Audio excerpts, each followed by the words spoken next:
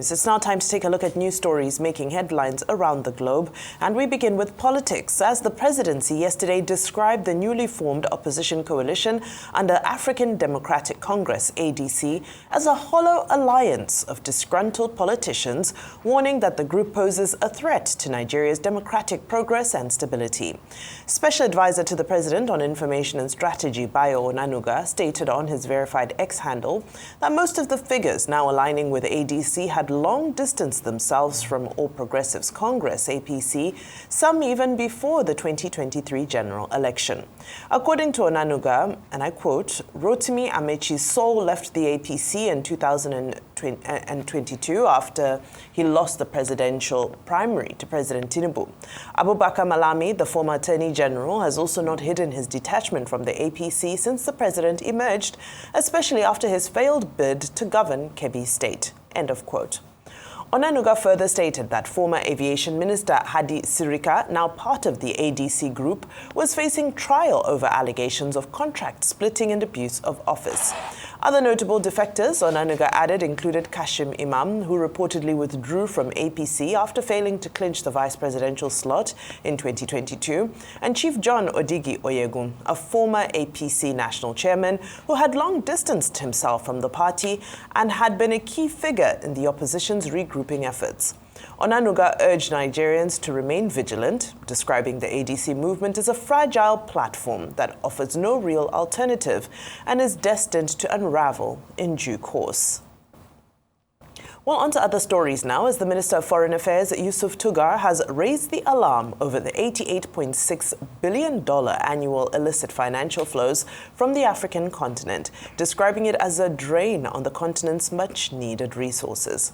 Speaking at the 4th International Conference on Financing for Development, which ended in Seville, Spain, yesterday, Tuggar stated that there is currently a $4 trillion annual funding framework for financing sustainable development as agreed upon during the Addis Ababa Action Agenda a decade ago. Extending warm greetings from President Bola Tinubu to the government and people of the Kingdom of Spain for hosting the conference, Tuggar, in his speech, described the event as timely, but added that the world was running out of time, with development assistance from developed nations' budgets shrinking. And finally, after 12 days in captivity, the kidnapped Bayelsa State High Court Judge Justice Ebierin Umukoro has regained freedom. At a media briefing held by Bayelsa headquarters of the Department of State Service in Yenagoa, Commissioner of Police Francis Aloyenu said the rescue was a combined effort of security agencies in the state. We thank God. God was always there for me, from the beginning till the very end. And the prayers of each and every one of you, and the wonderful concerted efforts of the Director of State Security and the Commissioner of Police with his wonderful team of the Anti-Kidnapping Unit. And of course, my constituency, the bar and the bench. I want to say that, gentlemen of the press and everyone present here, I can't thank God enough. I can't also thank each and every one of you enough. Of course, my big brother, His Excellency the Governor, has equally been wonderfully supportive. It's been a very harrowing week. Thankfully to God and the collective effort of security agencies within Bayelsa,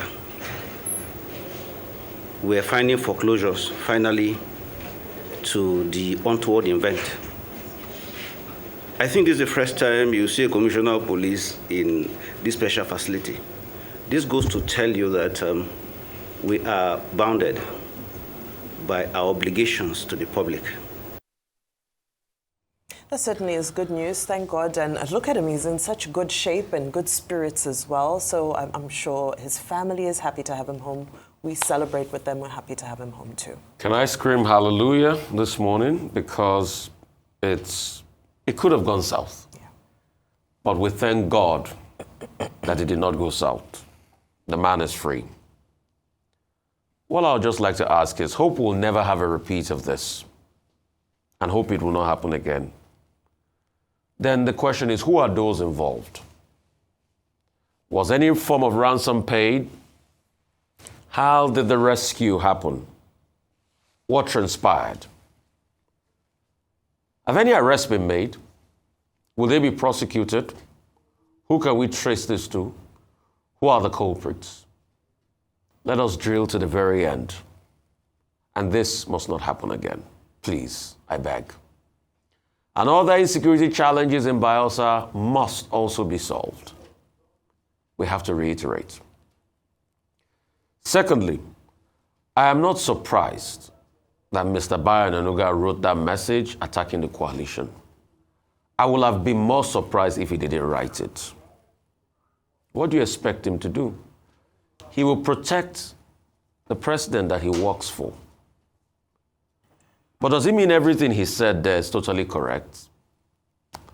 I don't agree with many things he said there, because if you are casting aspersions that these are politicians that have long left the APC, they can also make a counter-argument that the APC that it is today, that people like Mr. Tuggar and I enjoy the perks of, these were the same politicians that also played a formidable role in the APC and building the APC. Time will not permit them to be able to tell the story of the role people like Rotimi Amechi played in the emergence of the APC. And these were the same people that his boss, the president, were all allies with. But they've decided to go their separate ways. So I'm not surprised he took out time to have a rebuke at all of them. It is his job he is doing. But I would like to set some arguments straight this morning. Number one myth that they say, all of the people in the coalition are old politicians. They have nothing to offer.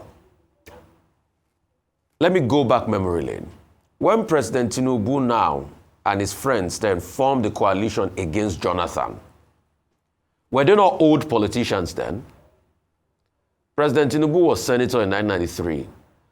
Count from 1993 to about 2011, 2015. That was over 20 years. Was he not an old man in the game? We could have also argued that they've got nothing to offer. He was governor in Lagos. Why should we listen to him when he formed the coalition and they said they wanted to take Nigeria forward? This was the same time President Tinubu that had even supported this Jonathan in the 2011 elections. Let's not forget, Jonathan won Lagos in that election. So that argument that they are old politicians, we need new faces, that's an argument that falls flat on logic. Secondly, the arguments of, oh, this new coalition, there's going to be disarray amongst them and all of that. Yes, there's a possibility to that argument. But a lot of people too said there's going to be disarray among these new folks when the APC set up there. But they had a way of cobbling things together and making things work. Number three argument is the argument that they make. They say, the agenda of the coalition is just to remove President Tinubu. They've got nothing to offer. Please, with due respect, what was the agenda of the APC when they came together in 2015? Was it not just to remove President Jonathan?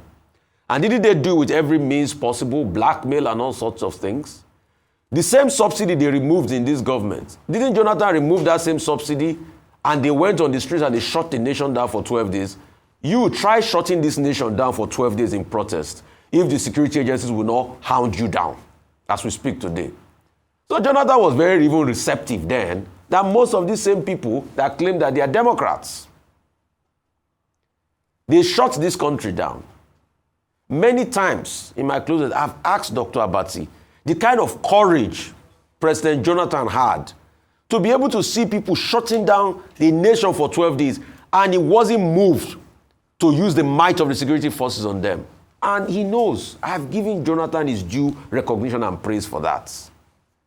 So all this talk of is they are just there to uproot President Tinubu. Wasn't the APC just there to uproot Jonathan? What was Jonathan's crime?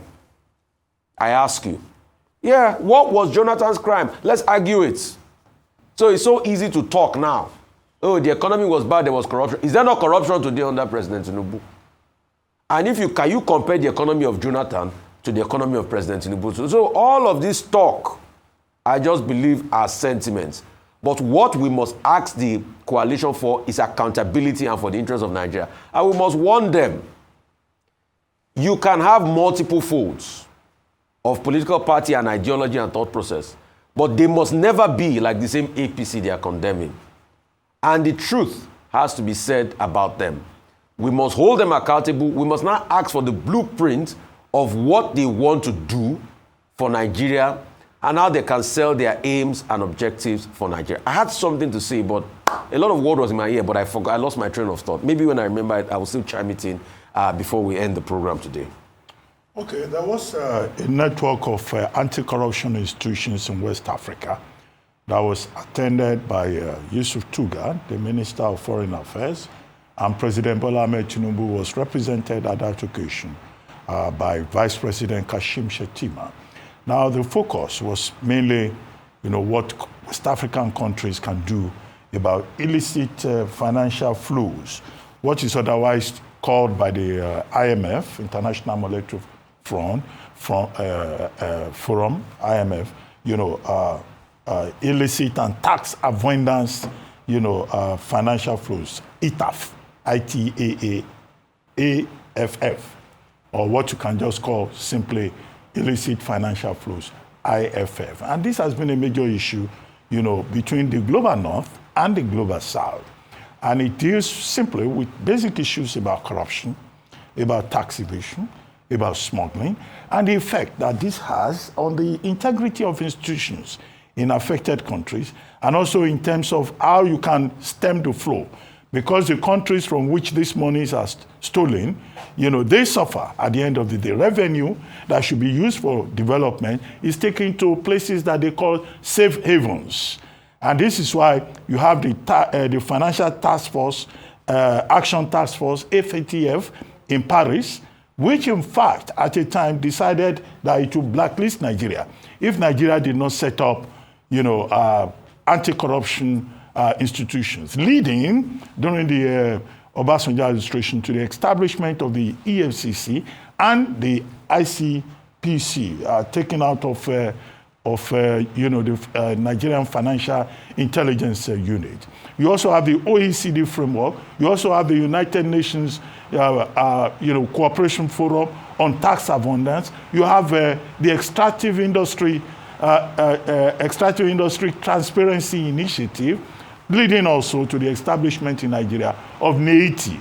And you have many countries that have set up these structures. Nigeria in particular has benefited all the monies that we got from the ancestors that put our money elsewhere. So it's about the commitment of governments to anti-corruption drive. And the Minister of Foreign Affairs at that forum spoke about the need for cooperation, spoke about the need to strengthen the international framework, spoke about the UN promoting partnerships, spoke about the threat of cryptocurrency traders, and used the example of Binance in Nigeria. Vice President Shettima, speaking for the President of Nigeria, spoke about Nigeria's commitment to this anti-corruption drive. Anyway, to summarize, I think it's an important subject which has been on the table for a very long time. But what is required is a political will of the countries and the leaders involved to really fight corruption. Because one of the major threats in the illicit international financial flow is also terrorism, when monies are just moved from one part to the other for evil purposes. And in Nigeria, we have also had the effect of terrorism, which is a global phenomenon. Now, the second thing, Justice Umukoro, who has now been released after 12, 13 days in the den of kidnappers. Well, we join him in congratulating him because, we know the story about kidnapping in the country.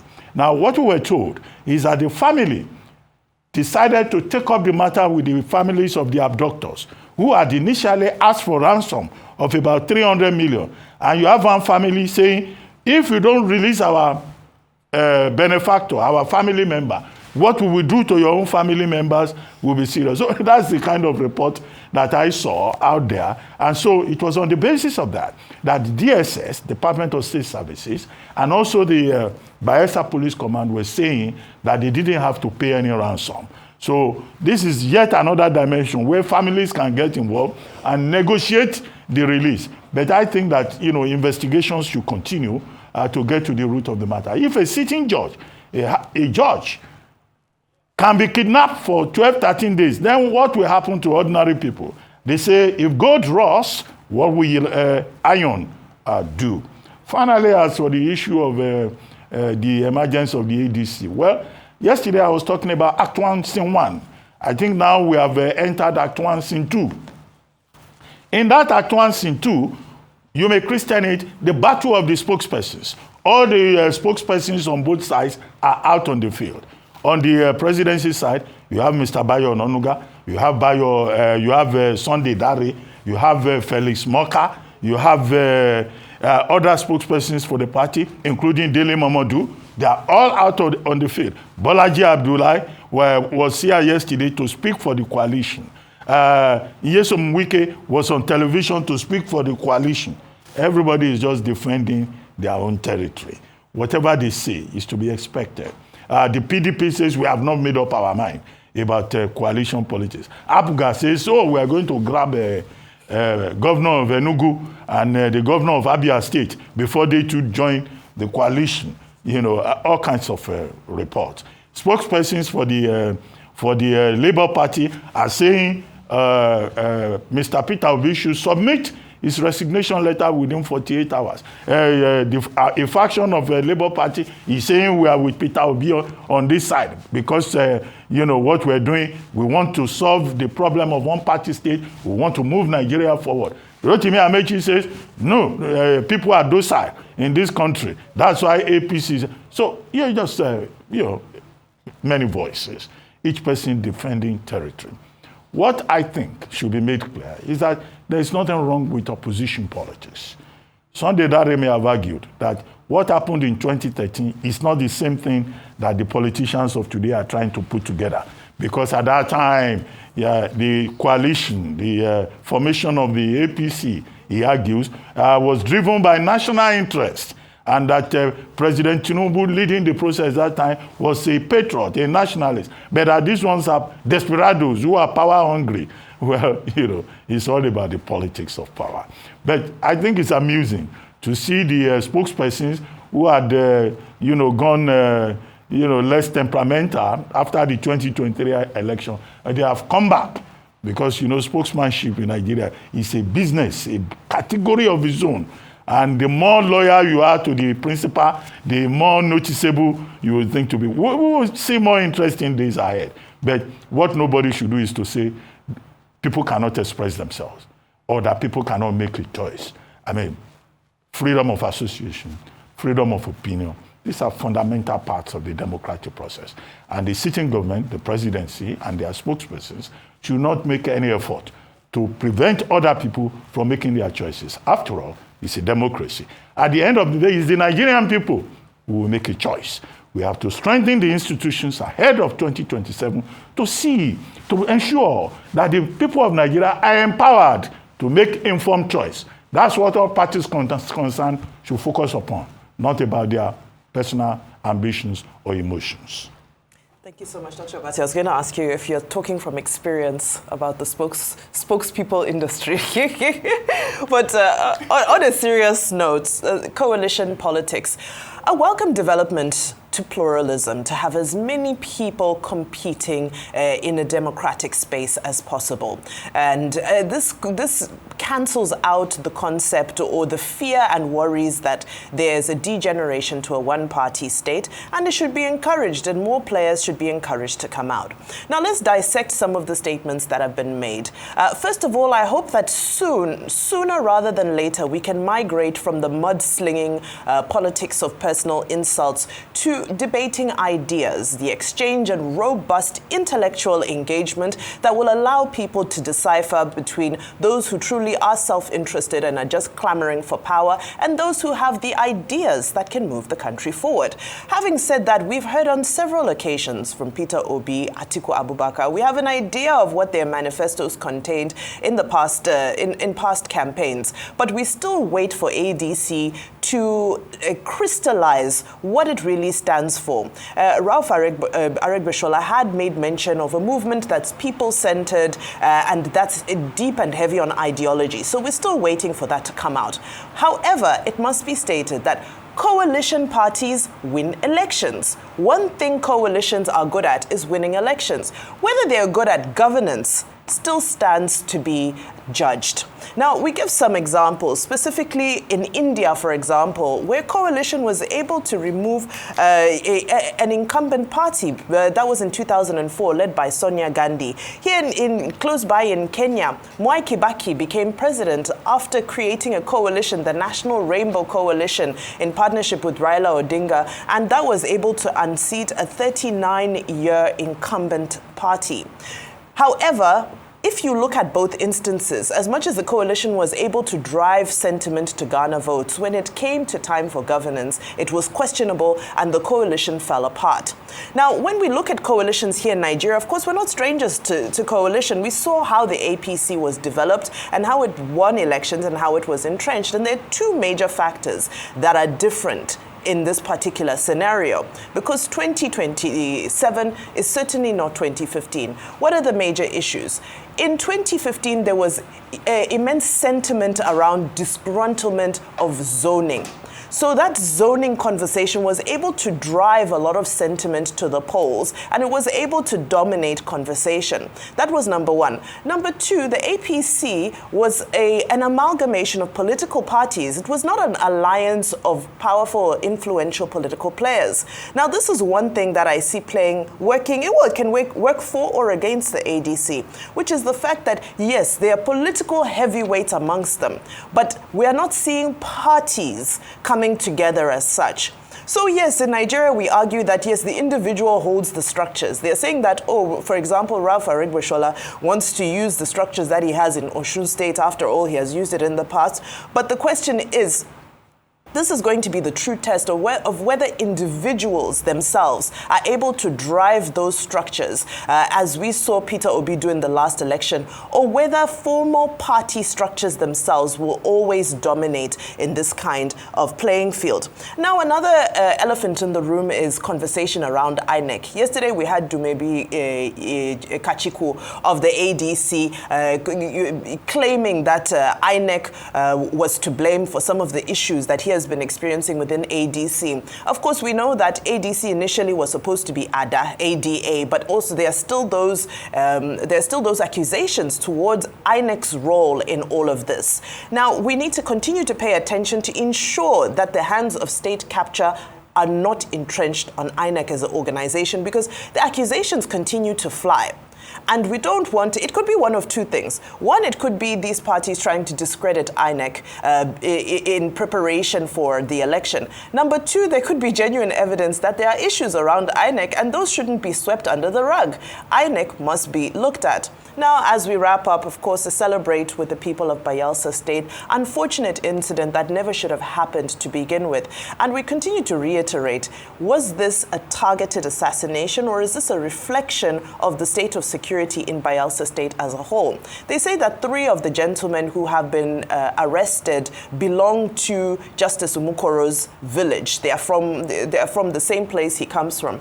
3 other suspects are still at large. There had been a request for 300 million naira ransom that was not paid. They'd wanted the 300 million naira in foreign currency, apparently. However, the security services are giving this victory to digital footprints. They say they were able to follow a digital footprint to be able to stay in touch and keep track of the kidnappers, along with the element that Dr. Abati brought in, that families were also engaged in this. So if it's about digital footprints, then I hope that this is a model that we can replicate in other parts of the country, because we do see some of these evil players even so bold as to come on social media these days and parade the spoils of their criminality. So I hope that's something we can tap into.